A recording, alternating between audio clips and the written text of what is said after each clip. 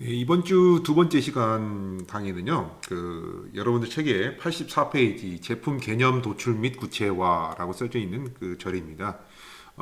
우리가 한 시간 안에 이걸 다 끝낼 거고요. 그 강의 끝나고 난 다음에 여러분들 조별 활동할 수 있는 숙제를 드릴 겁니다. 그래서 조별 활동은 98페이지, 99페이지에 나와 있는 그 연습 문제 풀어오기예요. 이것은 따로 여러분들 공지 또 나가겠습니다. 어떻게 보면 그 가장 제품 개발하는 데 있어서 그 어려운 단계라고 볼 수가 있어요. 제일 마지막 단계죠. 이러한 그 개념이 도출되고 그러니까 그 어떤 지금까지는 어떤 그 고객의 요구사항 그걸로부터 제품의 그 목적이 나왔고 그 목적을 에게 따르는 어떤 그 기능 함수들이 도출됐죠. 그래서 그 기능들을 어떻게 평가를 하느냐 뭐 그런 내용까지 지난 시간에 했고요. 이번 시간에는 개념을 이제 도출을 해가지고 이것으로부터 구체화시키는 이게 이제 개념 설계, 상세 설계로 이제 들어가는 그런 전 단계까지 이제 나와 있습니다. 그래서 이런 부분들을 여러분들과 함께 공부를 하겠습니다.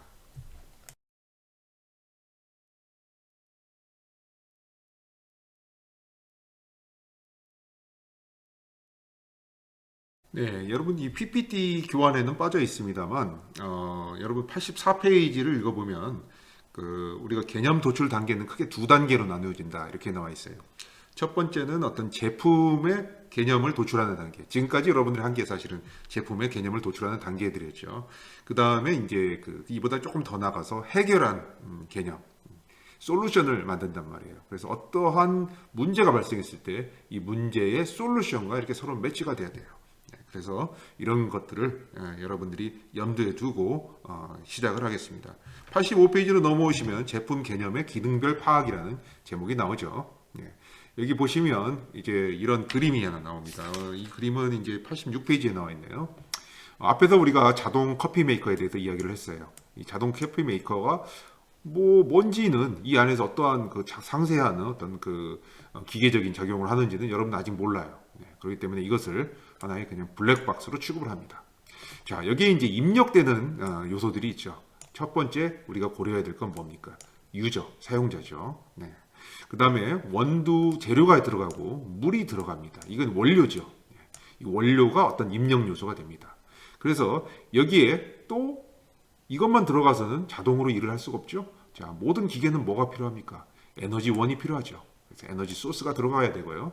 그 다음에 이제 부가적인 재료들, 뭐 우유라든지 설탕이라든지, 그 다음에 이것이 담아져야 될 그릇, 뭐 종이컵 같은 거라든지 아니면 머그컵이라든지 이런 컵 같은 것들이 들어가야겠죠.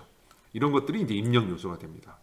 그래서 이제 여기다 쓴 거하고 여기다 쓴 건 좀 다르죠. 여기다 쓴 것은 원래 이제 필수적으로 있어야 될 그런 요소고, 이것은 이 밑에 있는 것은 기계를 작동시키기 위해서 우리가 들어가야 될 추가적인 부가적인 저기 입력 요소들이죠. 자, 이것들이 들어가서 여기서 뭔가 합니다. 뭔가 오물딱조물딱 합니다. 그래서 이제 결과가 이제 사용자 취향의 커피로 이렇게 출력이 되는 거죠. 커피가 이제 최종 산물입니다. 그래서 뭐 여기 그림에 대해서는 여러분 굉장히 쉽고 개념이 쉬우니까 여러분들 뭐 이해를 쉽게 할 수 있을 겁니다. 그래서 이제 공학적인 방식으로 나타내기 위해서 입력과 출력을 표시했다. 그런 이야기고요. 제 블랙박스 내부를 구체적으로 바뀌기 위해서 자, 앞에서는 그 목적나무라고 썼죠. 여기서는 이제 기능나무를 이용해서 처리한다. 그런 내용들이 나옵니다.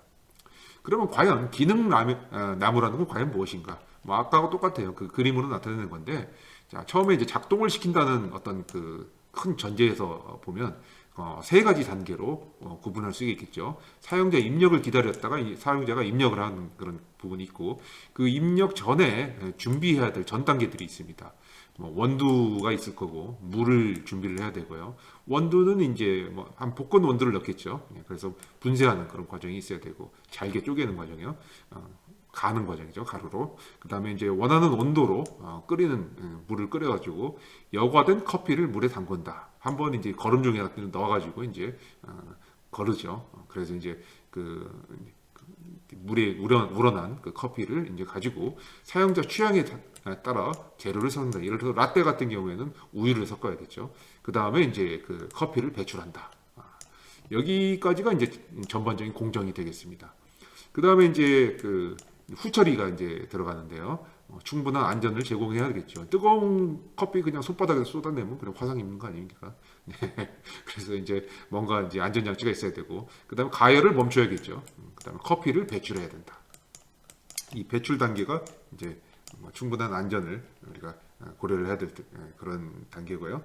그 다음에 맨 마지막으로 커피를 제공까지 하면 끝나는 거죠. 여기는 이제 서비스 부분이고, 이제 공학적으로 고려해야 될 부분들은 이제 전체 공정이 되겠죠. 여기서 이제 기능 나무를 그리기 위해서 고려해야 될 세 가지 사항이 나와 있습니다. 이 흐름이 논리적으로 맞도록 해야겠죠. 중간에 역으로 간다거나 그러면 안 되겠죠. 기능들 사이에 독립성을 유지하여 기능을 분리하거나 결합할 수 있도록 이 요소들이 적합하게 분리가 돼야 된다. 그 다음에 블랙박스 외부의 기능은 고려하지 않는다. 이 기능이라는 것은 결국 아까 앞에 이제서 이 블랙박스 있잖아요. 이 블랙박스 안에 있는 내용이지 이 바깥에 있는 내용이 아니라는 거죠. 그래서 이 정도 이해하시면 되고, 이건 이제 기능적인 파악을 하면 앞에서 우리가 그렸던 그림하고 그림 두 개가 있었죠. 처음에 간단한 그림이 있었고, 그 다음에 기능 나무가 있었고, 이 두 개를 이제 결합시키는 그런 개념입니다. 그래서 이제 사용자, 커피, 원두, 물이 이제 원료가 되고, 다 입력 요소들입니다. 입력 요소들이 들어가고, 어떤 단계에서 들어가야 될지, 여기다가 이제 표시를 하는 겁니다. 커피 음료가 맨 마지막에 출력으로 나오게 되는 거죠. 그래서 기능별로 하는 일을 어떤 블랙박스의 입출력, 어떤 물질의 입출력도 들어가겠죠. 그 다음에 서비스의 입출력이 들어가는 거고, 그 다음에 에너지, 재료, 그 다음에 정보 등에 따라서 분석할 수 있다. 그 다음에 이제 이 분석한 자료들을 기반으로 해서 중립적 기능 해결안이 되는 개념들을 도출한다. 자, 자연과학이나 공학에서 가장 중요하다는 게 이게 뭐냐면 가치 중립적인 학문이라는 거죠. 어떠한 우리가 그 편견이나 외부 어떤 정치적 요소라든지 그런 사회적 결정이라든지 그런 것들이 개입하지 않고 우리가 중립적으로 일반적으로 추상화된 그런 그 해결안을 도출해야 되는데, 그 해결안이 되는 개념들을 도출해야 된다. 이게 이제 키포인트가 되겠습니다. 중요하니까 별표 2개 할게요.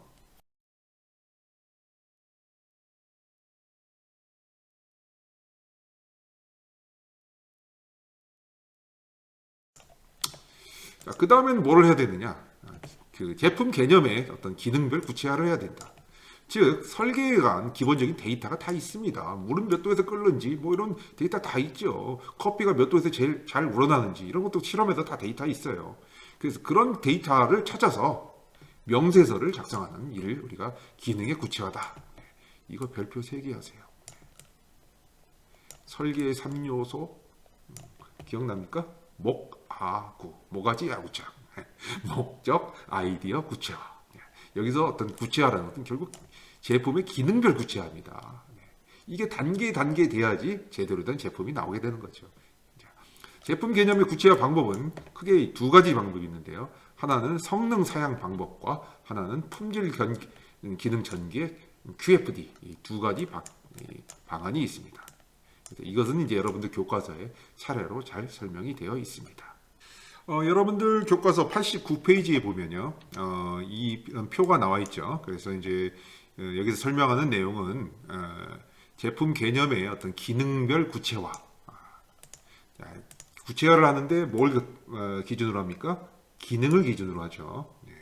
그래서 어떤 성능 사양 방법을 시장 조사를 통해 얻은 고객의 필요 사항에서, 자, 시장 조사를 통해서 아까 뭐 긍정적인 물음도 해보고 뭐 부정적인 질문도 해보고 그래서 이제 고객의 어떤 필요 사항이 도출이 되죠. 그래서 이 필요 사항으로부터 제품의 성능에 영향을 미치는, 그 중에는 뭐 필요 없는 것도 많이 있어요. 근데 이제 성능에 영향을 미치는 그런 속성들을 찾아서 그 단위와 구체적인 값으로 성능 조건을 부여하는 방법. 이것은 그 일종의 번역 과정이라고 생각할 수 있어요. 일반적인 언어를 이제 공학적인 언어로 바꾸기 위해서는 어떠한 물리량 또는 어떠한 어떤 공학적인 양을 우리가 정의를 해야 되고 이것으로부터 어떤 성능의 폭이 나와야 됩니다. 그러니까 정량화하기 위해서 우리가 구체화시킬 수 있는 어떤 파라미터를 추출한다. 파라미터라는 건 인자죠. 우리말로는. 근데 이제 중요한 어떤 변수들을 추출을 해야 된다. 그래서 이제 여기에서 체크리스트들이 있습니다. 예를 들어서 기구학적인 구조. 기구학이라는 학문을 여러분 나중에 배울 텐데 예를 들어서 뭐 그 기계 요소가 어떻게 움직인다 뭐 그런 측면에서 봤을 때는 예를 들어서 크기라든지 높이, 폭, 길이 뭐 이런 것들이 중요하게 되죠. 또 운동학적인 관점에서 볼 수도 있어요. 운동학적인 것은 이제 영어로 이제 키네마틱스라고 하는데 동력학에서 이제 앞부분에 해당하는 거죠. 그런 데에서는 어떤 움직임의 형태라든지 이동 방향, 속도, 가속도. 이게 운동학에서 항상 다루는 것이 속도와 가속도죠. 어떤 유치가 시간에 대해서 미분을 하면 이제 속도가 되고 속도를 시간에 대해서 미분을 한번 더 하면 이제 가속도가 되죠. 그래서 이제 이러한 변수들이 중요하다. 그다음 힘이라는 건 결국은 어떤 물체를 변형시키거나 운동시키는 원인이 되는 거죠. F는 ma 뭐 이런 걸 앞에서 좀 이야기했었죠. 에너지라는 것은 이제 힘 곱하기 움직인 거리. 그렇기 때문에 이제 그 일을 할 수 있는 능력을 우리가 에너지라고 합니다. 그러면 에너지와 관계된 그 변수들은 우리가 뭐 출력, 효율, 그 압력, 온도, 뭐 이런 그 여러 가지 변수들이 있는데 이런 변수들과 관계돼 있죠. 그다음에 이제 재료역학적인 변수들, 그 물리적, 화학적 재료 성질이라든지 재료를 뭘 쓸 것인가, 뭐 이런 내용들이 되겠죠. 우리가 뭐 메카트로니스 관점에서 우리가 저기 전자공학적인 관점에서 보면 어떤 신호의 처리도 굉장히 중요하고요. 제어 같은 거 하기 위해서 신호가 굉장히 중요하죠. 또 우리가 안전, 인간공학 이건 뭐 이제 산업공학적인 관점입니다. 그다음에 제작, 품질, 조립 이게 이제 작동 이거 뭐 생산공학적인 관점이죠. 그다음에 뭐 유지보수를 어떻게 할 것인가, 재활용을 어떻게 할 것인가, 가격에 대한 내용들, 그다음에 스케줄 이런 것들은 이제 이제 공정이라든지 우리가 나중에 이제 심지어는 시장에 나가서 마케팅하고도 이제 관련이 돼 있죠. 경제적인 그런 요소들도 따져야 되죠. 그래서 여기 보시면 굉장히 많은 그 변수들이 있습니다. 이런 변수들을 전부 다 고려할 수는 없고요. 여러분들이 몇 가지만 가지고 이제 그 분석이 해야겠죠. 좀 중요한 요소들 가지고요. 자, 아까 이제 두 가지 방법이 있었는데, 아까 하나는 성능 사양 방법과, 아까 방금 설명한 것이 이제 성능 사양 방법이에요. 그 다음에 이제 품질 기능성 전개, 이걸 이제 QFD라고 하는데요. 여러분들 교과서에 보니까 이렇게 나와 있네요. Quality Function Development. 여기서 quality라는 것은 이제 품질이죠. 질이죠, 질. 그 다음에 function이라는 게 기능이죠. 그래서 이 품질이 되는데, 이 품질에 대한 그 development, 여기는 전개라고 써져 있는데 이제 개발이라는 뜻이죠, 개발. 그래서 고객의 요구를 제품의 품질 특성에 반영하는 기법입니다. 그래서 처음에 이제 고객의 요구가 있고 이것을 가지고 이제 여러분들이 도출해야 되는 것이 이제 품질 특성에다 이것을 반영을 시켜야 되거든요. 투사를 시켜야 되는데 이게 좀 어려워요. 그렇기 때문에 여러분들 여기 보면 어떤 품질의 집이라는 기법을 사용을 합니다. 여기다 별표 3개 할게요. 여러분들이 숙제하다 보면 이런 거 해야 될 거예요. 그래서 이제 그 희망사항 또는 강력한 요구사항들을 구체적인 값으로 정의할 수 없는 경우. 자, 정의가 가능하면 그냥 쓰면 되죠. 아까 비슷했죠. 어떠한 예를 들어서 허용 압력이 2만 파스칼에서 20만 파스칼 사이에 있다. 이런 식으로 표현할 수가 있겠죠. 하지만 정량하기 어려운 특성들이 있잖아요. 그래서 그런 그 요구 속성에 대해서는 이렇게 우리가 개념적인 그 품질의 집이라는 일종의 도표죠. 도표를 그려가지고 여기다가 사용을 합니다. 여기 보시면 1번에 이제 요구 속성이 오고요. 여기 보면 어떤 기술 특성이 있고, 그 다음에 여기 이제 요구 속성과 기술 속성 사이에 어떤 중요도 행렬이 만들어집니다. 이쪽 축에는 이제 그 기술 특성이 있고 이쪽에는 요구 속성이 있죠. 그래서 가로하고 세로가 서로 이렇게 맺어지면서 어떤 중요도 행렬이라는 걸 만들어요. 매트릭스. 여러분 요즘 고등학생들은 매트릭스 안 배운다는데 여러분은 배웠나요? 아마도 안 배운 걸로 알고 있는데. 네. 그래서 행렬이라는 건 다름이 아니라 이러한 어떤 그 표라고 보시면 됩니다.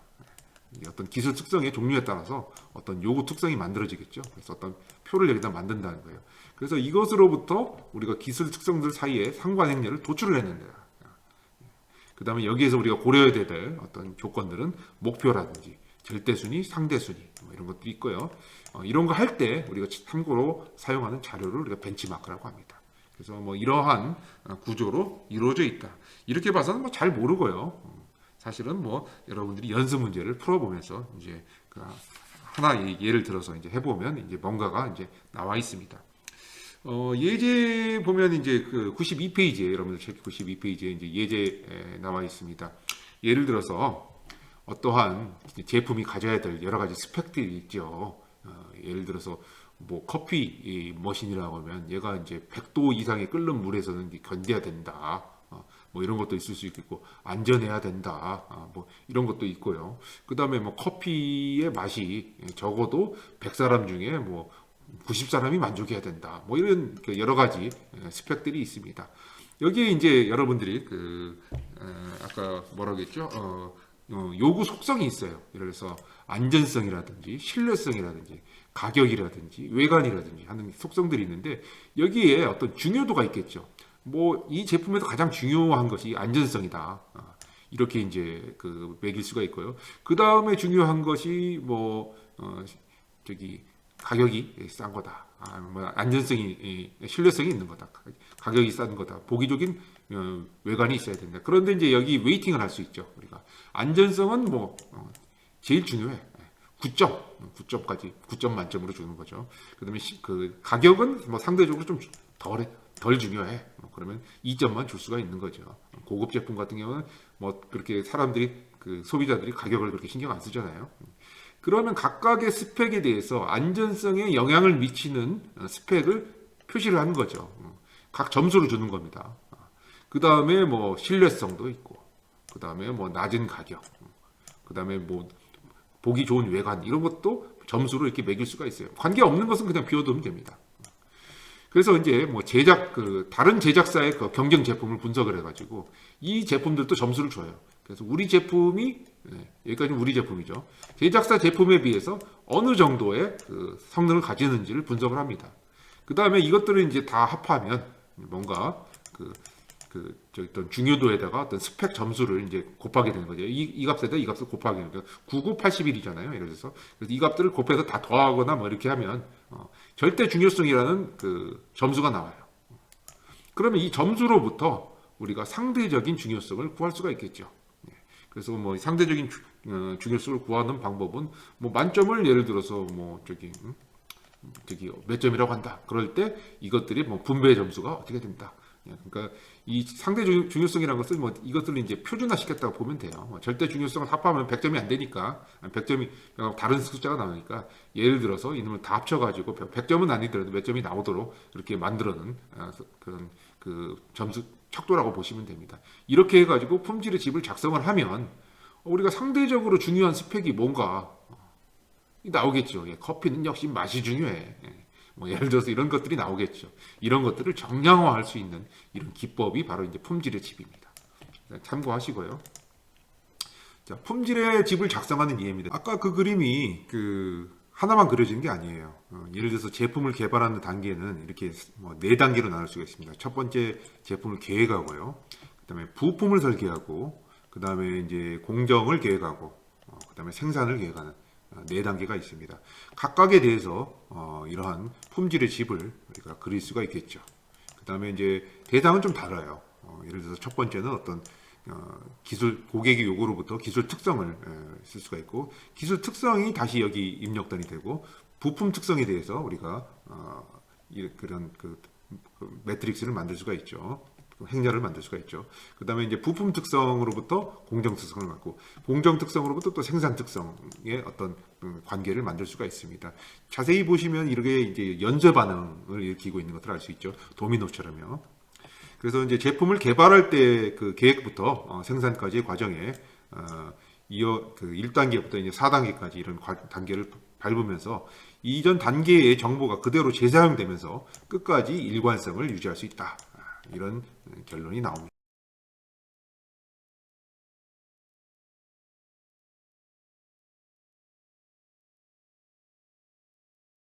네, 브레인스토밍 기법은 비록 브레인스토밍 기법이라는 것은 여러분 아직 안 배웠죠. 예.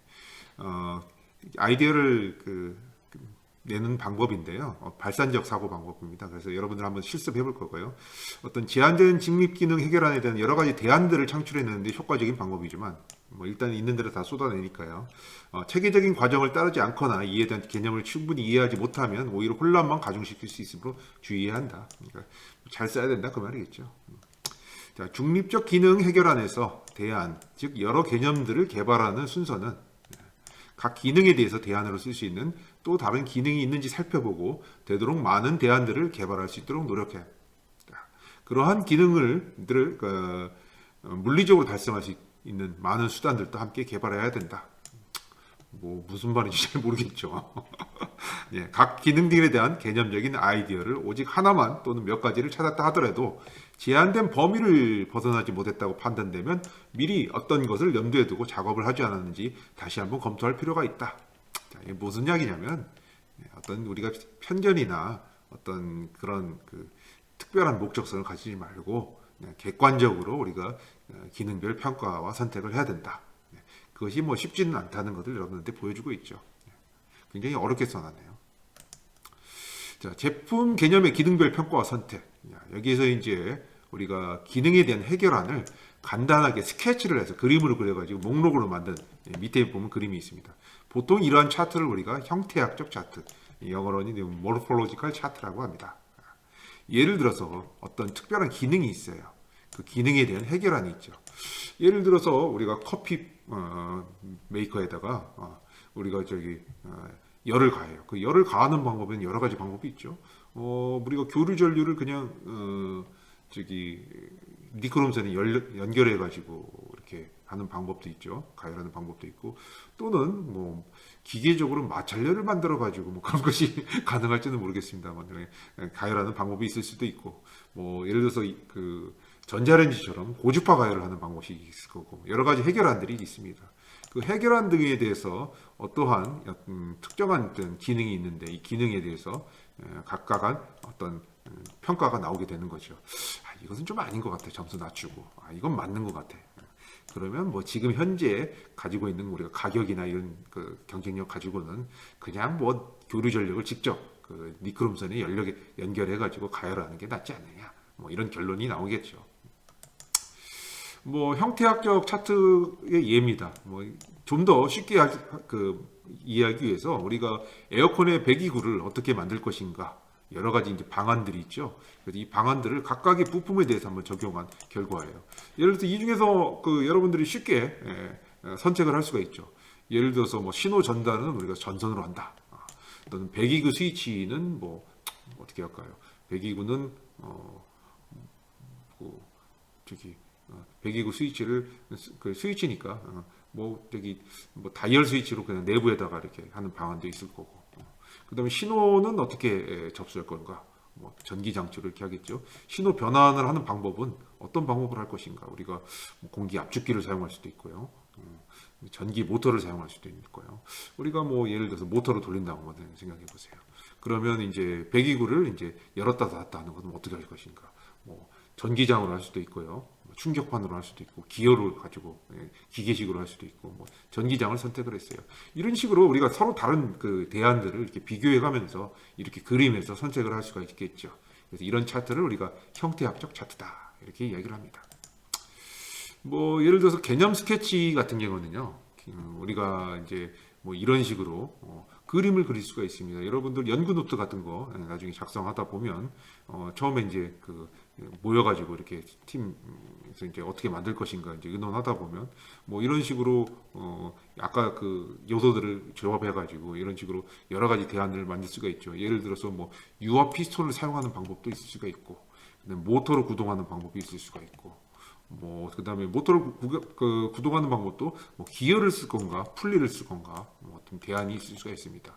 동력을 전달하는 방법으로요. 그다음에 뭐 솔레노이드를 가지고 우리가 전자석으로 하는데 여기에 이제 무선을 사용한다.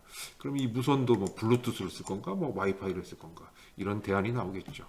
그다음에 이제 뭐 마찬가지입니다. 우리가 뭐 초소형 대포 네, 가스관을 이용해 가지고 어떤 기어를 작동을 시켜가지고 우리가 저기 열었다 충격적으로 열었다 닫았다 뭐 이렇게 탕 때려가지고 열었다 닫았다 이렇게 할 수가 있겠죠. 여러 가지 대안들이 있습니다. 이 중에서 기술적으로 실현이 불가능한 것도 있고요. 또 어떤 것들은 좀 경제성이 떨어지는 것들도 있을 수가 있겠죠. 자, 이런 것들을 이제 퓨의 결정 매트릭스라는 걸 만들어야 됩니다. 이 퓨라는 사람이 이제 결정 매트릭스를 제안을 하죠. 그래서 여기 보면 어떤 해결안을 측정합니다. 그래서 이제 비교 평가하는데 기준보다 좋으면 플러스, 비슷하면 0, 기준보다 못하면 마이너스로 나타낸다. 이렇게 돼 있고요. 그 다음에 가중치와 측정 등급이라는 어떤 개념이 들어가 있습니다. 그래서 이거 중요합니다. 그래서 이것은 뭐 시험에 나올 수도 있어요. 여러분들 이거 그리는 거 이제 그 숙제 나가거든요. 팀별 과제 나갔는데 거기에서 이제 한번 실습을 해보겠습니다. 자, 가중치라는 것은 모든 가중치합이 1이 되도록 퍼센트나 소수점을 나타낸다. 그래서 어떤 요소는 0.2, 어떤 요소는 뭐 0.5, 어떤 요소는 0.3 뭐 이런 식으로 나타낼 수가 있겠죠. 그다음에 각각의 측정 등급은 뭐 5척도를 사용할 수도 있고 11척도를 사용할 수도 있다. 척도에 대한 거 지금 그 뒤에 책에 보면 뭐 자세하게 나와 있습니다. 그래서 뭐 예를 들어서 11점 척도로 했을 때 0점부터 11점까지가 10점까지가 존재할 수 있겠죠. 0부터 시작하니까 11점 척도네요. 5점 척도는 뭐 0점부터 뭐 4점까지로 평가를 할 수 있겠죠. 여러분들 점수 줄 때 수음이한과 평가하는 거 비슷해요. 그래서 완전 무용하다. 이건 절대로 쓸모없다. 이게 또라이 아니야. 이게 0점입니다. 아우 탁월해요. 아주 좋아요. 그러면 이건 10점입니다. 그 다음에 이제 뭐 부적절한 것부터 탁월함 이렇게 평가를 할 수가 있겠죠. 그 다음에 이제 기준 개념과 평가에 있어서 각 그 구성원들에게 작성된 QFD와 기능 분석을 기초로 해서 10개로 만들어 달라고 요구할 수가 있어요. 예를 들어서 기준 개념이라는 것은 뭐 표준이나 상업적으로 가능한 제품에 앞선 것 또는 지금 현재의 제품보다 앞선 거죠. 그다음에 이제 문제에 대해서 확실한 해결안이 되는 것, 여러 대안들 중에서 청취 취업원들이 가장 좋아하는 것, 또 가장 좋은 기능들만을 선택해서 조합한 것. 자, 이런 기준을 가지고 우리가 평가표를 만들고 플러스 마이너스 이렇게 해가지고 표시를 할 수가 있어요. 그래서 이제 예를 들어서 청소기에 대한 어떤 퓨의 결정 매트릭스를 보면요, 그 자루형 청소기가 있을 수 있겠죠. 이렇게 자루가 달린 청소기 또는 이제 화학적으로 거기다 어떤 물질을 투여시켜가지고 우리가 청소를 할 수 있는 그런 청소기가 있겠죠. 그런 청소기가 설계 기준을 잘 만족시킴으로 최종 개념을 선택할 수 있다 그랬는데 그 근거는 바로 이 퓨의 결정 매트릭스를 보고 우리가 활용할 수가 있죠. 뭐 재생 청소기라든지 자루 청소기, 뭐 라임 청소기, 화학 청소기 이게 뭔지는 잘 모르겠어요. 네, 이런 여러 가지 대안들이 있을 때 이것들 점수를 줘요. 각각의 요소들에 대해서 표준 부품을 사용하기에 용이한가, 구매 비용이 싼가, 성능이 우수한가, 뭐 이런 것들에 대해서 점수를 줍니다. 여기에 우리가 미리 설정한 가중치가 있죠. 평가 요소들이 있고, 그래서 이 가중치에 따라 가지고 각각의 점수를 뭐 11점 척도로 줬네요. 10점부터 빵점까지 줬습니다.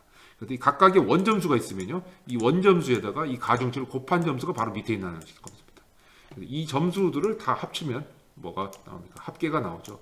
그러면 이 합계가 높은 두 개의 대안을 선택하게 됩니다. 이 두 개가 되는 거죠. 이런 식으로 우리가 개발 단계에서 실제로 이러한 방법들을 사용할 수가 있습니다. 이것은 여러분 팀별 과제를 통해서 여러분들이 익숙해지는 그런 기회를 한번 드리겠습니다.